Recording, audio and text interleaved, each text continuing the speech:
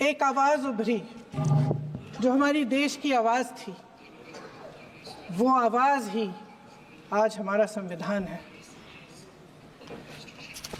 साहस की आवाज थी, हमारी आज़ादी की आवाज थी, और उसी की गूंज ने हमारे संविधान को लिखा और बनाया। ये सिर्फ एक दस्तावेज नहीं है। बाबा साहेब अम्बेडकर, मौलाना आज़ाद जी, राजगोपालाचारी जी और जवाहरलाल नेहरू जी और उस समय के तमाम नेता, जैसे आपने कहा, इस संविधान को बनाने की जो कार्य में सालों के लिए जुटे रहे। हमारा संविधान इंसाफ, उम्मीद, अभिव्यक्ति और आकांक्षा की वो ज्योत है जो हर हिंदुस्तानी के दिल में जलती है। अध्यक्ष महोदय, इस ज्योत ने हर एक भारतीय को ये पहचानने की शक्ति दी कि उसे न्याय मिलने का अधिकार है, कि उसमें अपने अधिकारों के लिए आवाज उठाने की क्षमता है, कि जब वो आवाज उठाएगा तो सत्ता को उसके सामने झुकना पड़ेगा। इस संविधान ने हर एक देशवासी को ये अधिकार दिया कि वो सरकार बना भी सकता है और सरकार बदल भी सकता है। ये ज्योत जो हर हिंदुस्तानी के दिल में जलती है, उसने हर हिंदुस्तानी को ये विश्वास दिया कि देश की संपत्ति में, देश की दौलत में, संसाधनों में उसका भी हिस्सा है, कि उसे एक सुरक्षित भविष्य की उम्मीद का अधिकार है, कि देश बनाने में भी उसकी भागीदारी है। उम्मीद और आशा की ये ज्योत मैंने देश के कोने कोने में खुद देखी है। उन्नाव में मैं एक रेप पीड़िता के घर गई, उसे जलाकर मार डाला था। वो शायद 20-21 साल की होगी। हम सब के बच्चे हैं। हम सोच सकते हैं कि अगर हमारी बेटी के साथ बार बार बलात्कार हुआ और फिर जब वो अपनी लड़ाई लड़ने के लिए गई तो उसको जलाकर मार डाला गया होता तो हम पर क्या बीतती। मैं उस बच्ची के पिता से मिली। उसके खेत जलाए गए थे, उसके भाइयों को पीटा गया था, उसके पिता को बाहर से, घर के बाहर घसीट कर मारा गया था। उस पिता ने मुझे बताया कि बेटी, मुझे न्याय चाहिए। मेरी बेटी अपने एफआईआर को दर्ज करने के लिए जब जिले में गई तो उसको मना किया गया, अगले जिले में जाना पड़ा उसे। वो रोज सुबह 6 बजे उठकर तैयार होकर अकेली अपने मुकदमे को लड़ने के लिए अगले ज़िले में ट्रेन से जाती थी। उसके पिता ने मुझे कहा कि मैंने उससे कहा, बेटी अकेले मत जाओ, छोड़ दो ये लड़ाई। लेकिन उसकी बेटी ने उसको जवाब दिया कि नहीं पिताजी, मैं अकेली जाऊंगी, मैं लड़ूंगी, ये मेरी लड़ाई है, मैं इसको लड़ूंगी। ये लड़ने की क्षमता, ये हिम्मत उस लड़की को और करोड़ों भारत की नारियों को हमारे संविधान ने दी। आगरा में मैं अरुण वाल्मीकि के घर गई। अरुण वाल्मीकि पुलिस स्टेशन में काम करता था, सफाई का काम करता था। आप सोच सकते हैं हमारी तरह उसका भी परिवार था। नई नई शादी हुई थी, 2-3 महीनों का बच्चा था। पुलिस स्टेशन में चोरी हो गई। चोरी का इल्जाम उस पर लगाया गया। उसके पूरे परिवार को उठाकर पुलिस स्टेशन में ले गए। आप हंस रहे हैं, लेकिन ये गंभीर बात है। गंभीर बात। शर्म करो, शर्म। अरुण वाल्मीकि को पीट पीट के मार डाला, उसकी बीवी को पीटा, उसके पिता के नाखून निकाले, उसके पूरे परिवार को पीटा गया। जब मैं उस जवान महिला से मिलने गई जो अभी अभी विधवा हुई थी, तो उसने मुझे कहा कि दीदी हमें सिर्फ एक चीज़ चाहिए, हमें न्याय चाहिए और हम इस न्याय के लिए लड़ते रहेंगे चाहे कुछ भी हो जाए। ये हिम्मत उस महिला को हमारे संविधान ने दी।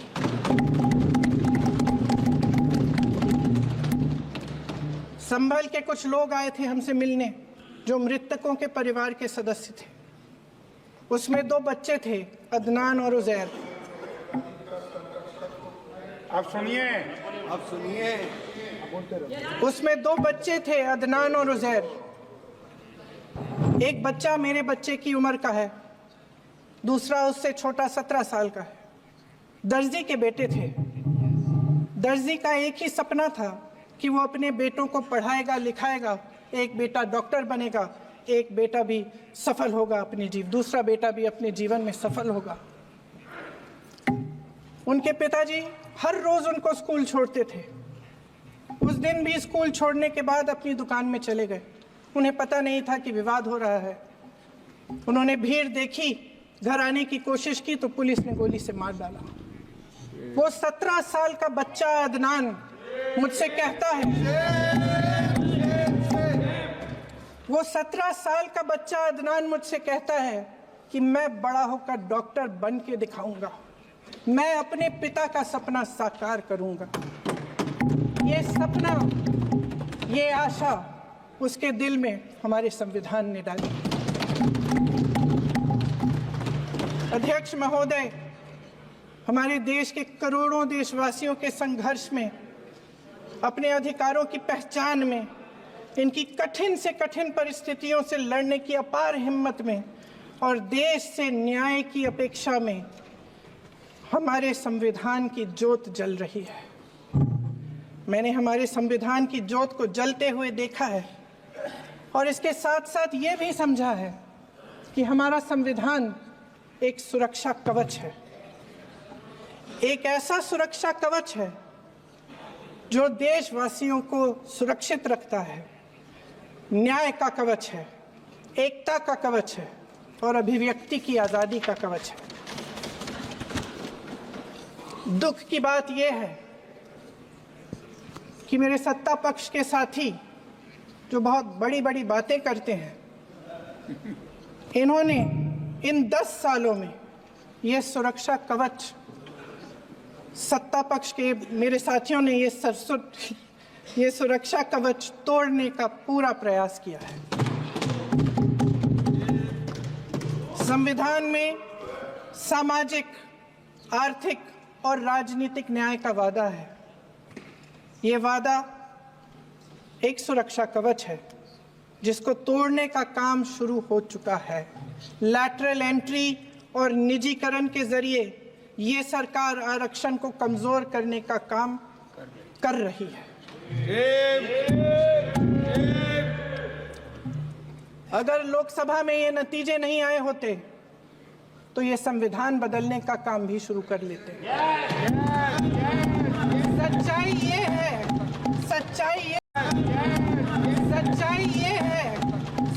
ये है अध्यक्ष महोदय कि आज संविधान बार बार इसलिए कह रहे हैं क्योंकि इस चुनाव में इनको पता चल गया कि इस देश की जनता ही इस संविधान को सुरक्षित रखेगी, कि इस चुनाव में हारते हारते जीतने से इन्हें एहसास हुआ कि ये संविधान बदलने की बात इस देश में नहीं चलेगी। आज जनता की मांग है कि जाति जनगणना हो। सत्ता पक्ष के मेरे साथी ने इसका जिक्र किया। ये जिक्र भी आज इसलिए हो रहा है क्योंकि चुनाव में ये नतीजे आए। ये जाति जनगणना इसलिए जरूरी है ताकि हमें पता चले कि किसकी क्या स्थिति है और नीतियां उस हिसाब से बने। इनकी गंभीरता का प्रमाण ये है कि जब चुनाव में पूरे विपक्ष ने जोरदार आवाज उठाई कि ये जाति जनगणना होनी चाहिए, तो इनका जवाब देखिए। इनका जवाब भैंस भाग भैंस चुरा लेंगे, मंगलसूत्र चुरा लेंगे, इनका ये जवाब था। ये गंभीरता है इनकी जाति जनगणना पर। महोदय, हमारे संविधान ने आर्थिक न्याय की नींव डाली, किसानों, गरीबों और को जमीन बांटी, भूमि सुधार किया, जिसका नाम लेने से कभी कभी आप झिझकते हैं और कभी कभी उनका नाम धड़ाधड़ इस्तेमाल किया जाता है अपने आप को बचाने के लिए। उन्होंने HAL, BHEL, SAIL, GAIL, ONGC, NTPC, railways, IIT, IIM, oil refineries, तमाम PSU बनाए। अध्यक्ष महोदय, उनका नाम पुस्तकों से मिटाया जा सकता है, उनका नाम भाषणों से मिटाया जा सकता है, लेकिन जो उनकी भूमिका रही इस देश की आज़ादी के लिए और इस देश के निर्माण के लिए, वो इस देश में से कभी मिटाया नहीं जा सकता। 75 सालों में जनता का भरोसा रहा कि नीतियाँ बनेंगी तो जनता की भलाई के लिए बनेंगी। जल जंगल जमीन का अधिकार मिला आदिवासी भाई बहनों को। इंदिरा जी ने बैंकों का राष्ट्रीयकरण करवाया, खदानों का राष्ट्रीयकरण कराया। कांग्रेस और यूपीए की सरकारों में शिक्षा का, भोजन का अधिकार मिला। 75 सालों में जनता का भरोसा मिला। पहले संसद चलती थी तो जनता की उम्मीद होती थी कि सरकार महंगाई और बेरोजगारी पर चर्चा करेगी, कोई उपाय निकालेगी, कोई रास्ता निकालेगी। लोग मानते थे कि अगर कोई नई आर्थिक नीति बनेगी तो देश की अर्थव्यवस्था को मजबूत बनाने के लिए बनेगी, तो भारतीय बाजार को मजबूत बनाने के लिए बनेगी, उनके भविष्य को मजबूत बनाने के लिए बनेगी। किसान और आदिवासी भाई बहन भरोसा करते थे कि यदि जमीन के कानून में संशोधन होगा तो उन्हीं की भलाई के लिए होगा। आप नारी शक्ति की बात करते हैं। आज चुनाव की वजह से शायद इतनी बातचीत हो रही है नारी शक्ति के बारे में, क्योंकि हमारे संविधान ने महिलाओं को यह अधिकार दिया, उनकी शक्ति को परिवर्तित किया वोट में। और आज आपको पहचानना पड़ रहा है कि महिलाओं के बिना, कि नारी शक्ति के बिना ये सरकारें नहीं बन सकती हैं। इसीलिए आज आप नारी शक्ति की बातें दोहरा रहे हैं। जो आप नारी शक्ति का अधिनियम लाए हैं उसको लागू क्यों नहीं करते? वो 10 साल बाद लागू क्यों होगा? क्या आज की नारी 10 साल इंतजार करेगी उसके लागू करने के लिए? क्या बात है, क्या बात है।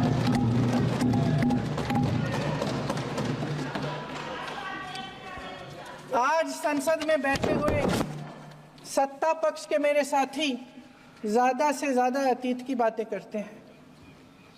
1921 में क्या हुआ, कब हुआ, नेहरू जी ने क्या किया। अरे वर्तमान की बात करिए, देश को बताइए आप क्या कर रहे हैं, आपकी जिम्मेदारी क्या है? कि सारी जिम्मेदारी जवाहरलाल नेहरू की है। अध्यक्ष महोदय जी, ये सरकार आर्थिक न्याय का सुरक्षा कवच तोड़ रही है। आज संसद में बैठी ये सरकार बेरोजगारी और महंगाई से जूझ रही हमारी जनता को क्या राहत दे रही है? कृषि के कानून भी बड़े बड़े उद्योगपतियों के लिए बन रहे हैं। सही MSP को छोड़िए, DAP तक नहीं मिल रहा है।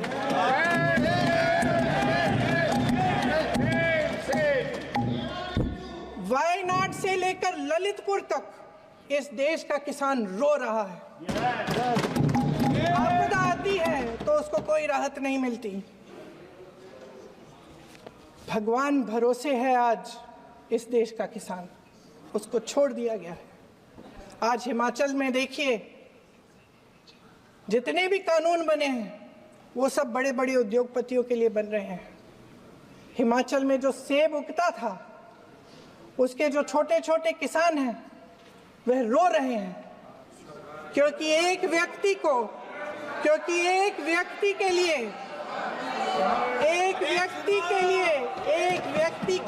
सब कुछ बदला जा रहा है। सुनने की हिम्मत रखो। मैं अध्यक्ष महोदय जी, अध्यक्ष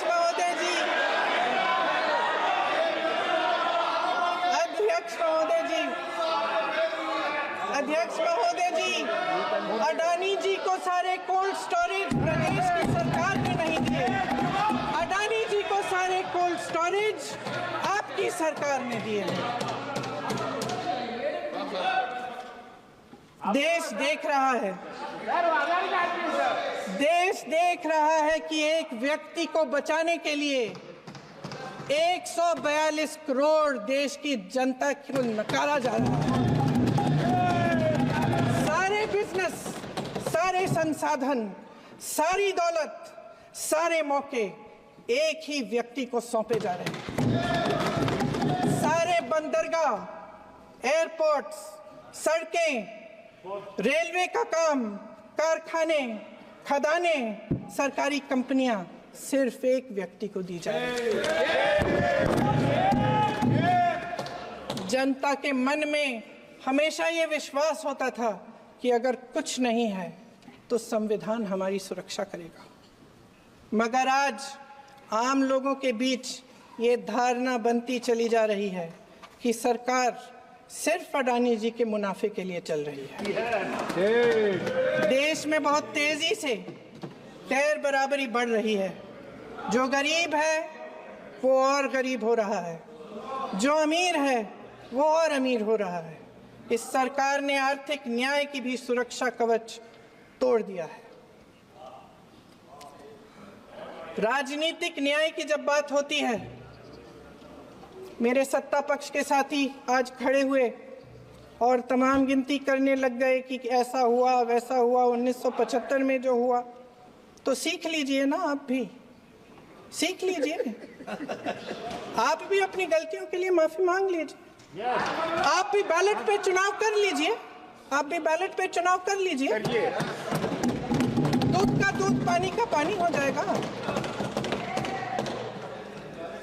आप राजनीतिक न्याय की बात करते हैं, सरकारों को पैसों के बल पर गिरा देते हैं।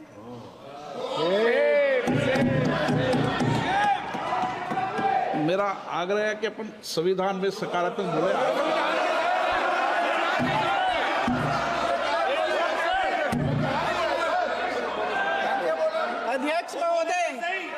अध्यक्ष महोदय, सत्ता पक्ष के हमारे साथी ने एक उदाहरण दिया उत्तर प्रदेश की सरकार का, तो मैं भी एक उदाहरण दे देती हूँ महाराष्ट्र की सरकार का।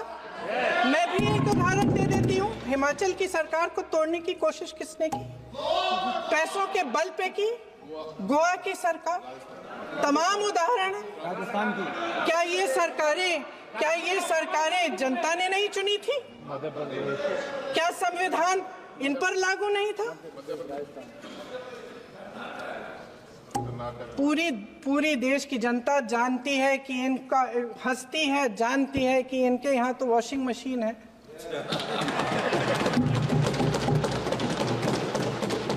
जो यहाँ से वहां जाता है वो धुल जाता है। इस तरफ दाग, उस तरफ स्वच्छता। और मेरे कई ऐसे साथी हैं जो इस तरफ होते थे उस तरफ चले गए, मुझे दिख भी रहे हैं, वॉशिंग मशीन में शायद धुल गए हैं। अध्यक्ष महोदय, जहां भाईचारा और अपनापन होता था, जहां हमारे संविधान ने एकता का सुरक्षा कवच दिया था, वहां शक और घृणा के बीज बोए जा रहे हैं। एकता का सुरक्षा कवच तोड़ा जा रहा है। प्रधानमंत्री जी यहाँ सदन में संविधान की किताब को यूं माथे से लगाते हैं, लेकिन संभल में, हाथरस में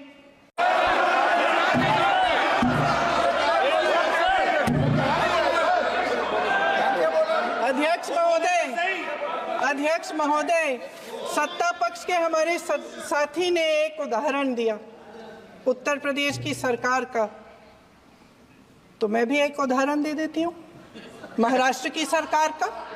मैं भी एक उदाहरण दे देती हूँ हिमाचल की सरकार को तोड़ने की कोशिश किसने की, पैसों के बल पे की, गोवा की सरकार। तमाम उदाहरण हैं। राजस्थान की, क्या ये सरकारें जनता ने नहीं चुनी थी? क्या संविधान इन पर लागू नहीं था? पूरी देश की जनता जानती है कि इनका हंसती है, जानती है कि इनके यहाँ तो वॉशिंग मशीन है।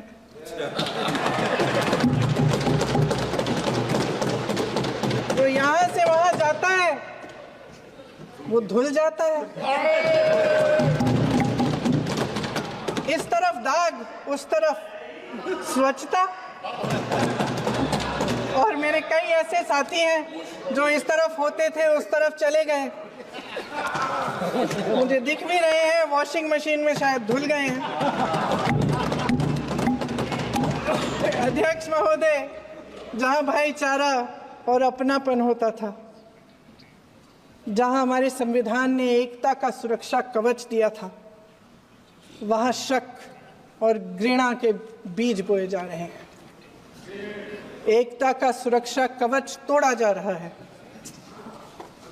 प्रधानमंत्री जी यहाँ सदन में संविधान की किताब को यूं माथे से लगाते हैं, लेकिन संभल में, हाथरस में, मणिपुर में जब न्याय की गुहार आती है, उठती है, तो उनके माथे पे शिकन तक नहीं आता।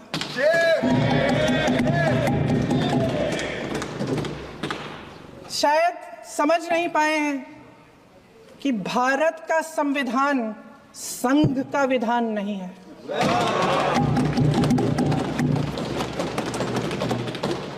भारत के संविधान ने हमें एकता दी, हमें आपसी प्रेम दिया। उस मोहब्बत की दुकान जिस पर आपको हंसी आती है, उसके साथ करोड़ों देशवासी चले। करोड़ों देशवासियों के दिल में एक दूसरे के लिए प्रेम है, घृणा नहीं है।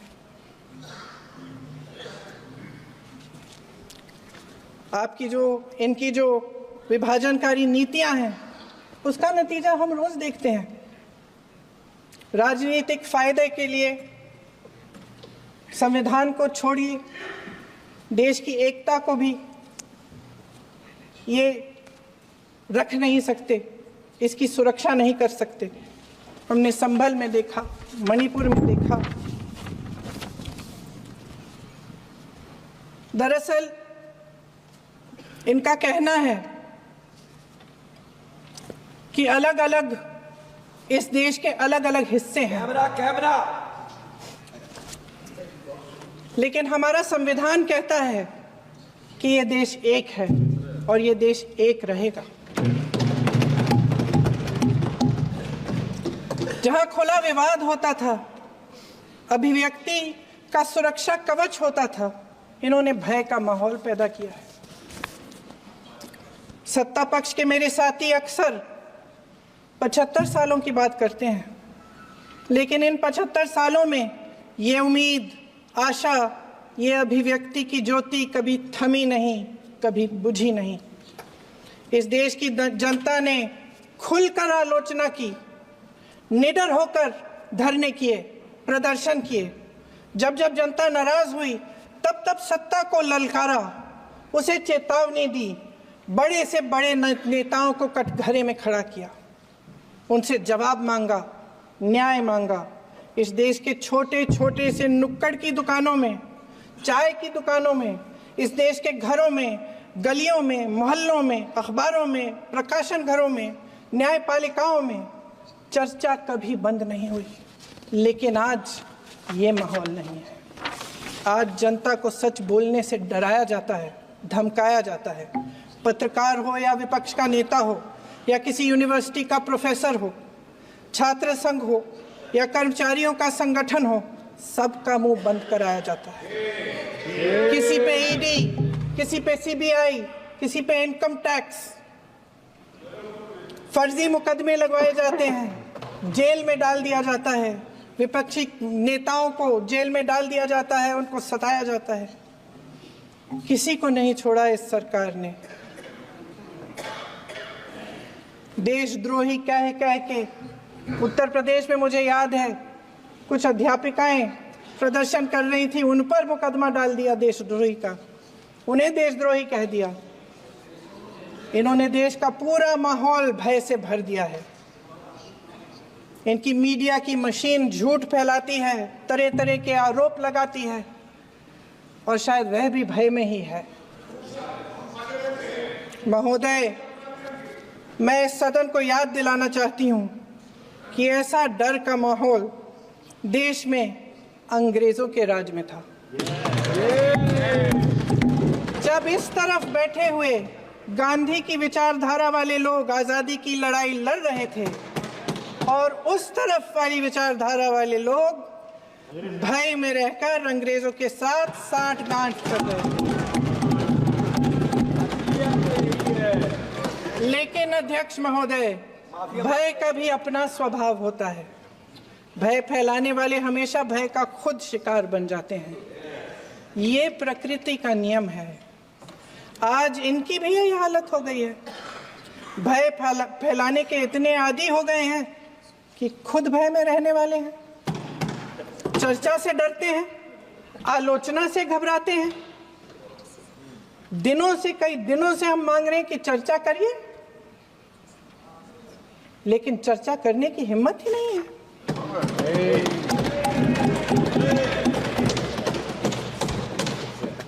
एक कहानी होती थी अध्यक्ष महोदय, शायद बचपन में आपने भी सुनी होगी। राजा भेष बदलकर बाजार में आलोचना सुनने जाता था।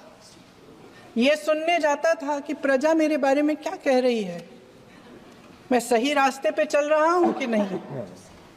लेकिन आज का राजा, भेष तो बदलते हैं आज के राजा, शौक तो है उनको भेष बदलने का, लेकिन न जनता के बीच जाने की हिम्मत है और न आलोचना सुनने की।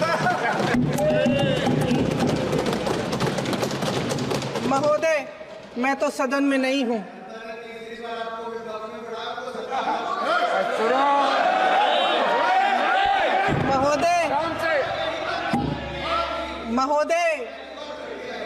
महोदय, जनता में बहुत विवेक है, ये सही है।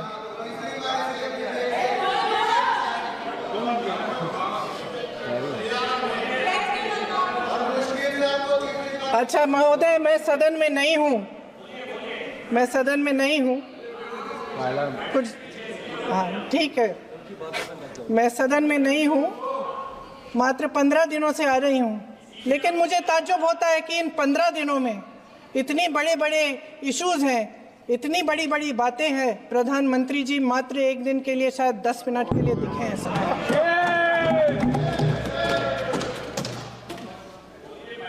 बात यह है अध्यक्ष महोदय जी कि ये देश भय से नहीं, साहस और संघर्ष से बना है। इसको बनाने वाले देश के किसान, जवान, देश के करोड़ों मजदूर और गरीब जनता है। संविधान इनको साहस देता है। मेहनती मिडिल क्लास है। और इस देश के जो करोड़ों देशवासी हैं, जो रोजाना भयंकर परिस्थितियों का सामना करते हैं, उनको साहस देता है। वायनाड में जो आपदा आई, उसमें एक छोटा लड़का था 17 साल का। 6 घंटों के लिए उसने अपनी माँ को बचाने की कोशिश की। 6 घंटों के लिए आप सोच सकते हैं कि अगर नदी की धारा बह रही है, नाराज है, आप अपनी माँ को पकड़े हो, 6 घंटों के लिए पकड़े रखते हो कि मेरी माँ बच जाएगी, और अंत में वो माँ भी बह जाती है। उस लड़के का साहस, उन महिलाओं का साहस जो पीड़ित हैं लेकिन फिर भी अपनी लड़ाई लड़ रहे हैं, उन संभल के बच्चों का साहस जिनके पिताजी अभी अभी गुजर गए, लेकिन फिर भी उनके सपनों को साकार करने की हिम्मत है, उनका साहस है। वो साहस इस संविधान ने दिया है।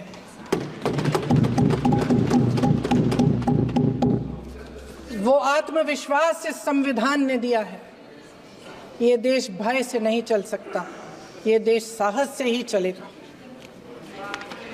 भय की भी सीमा होती है, और जब वो सीमा पार हो जाती है, जब किसी को इतना दबाया जाता है कि उसको लगने लगता है कि अब मेरे पास खोने के लिए कुछ नहीं है, तब उसमें एक ऐसी शक्ति पैदा होती है जिसके सामने कोई कायर खड़ा नहीं हो सकता।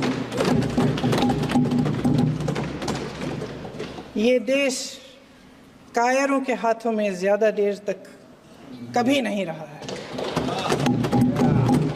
ये देश उठेगा, ये देश लड़ेगा, सत्य मांगेगा, सत्यमेव जयते।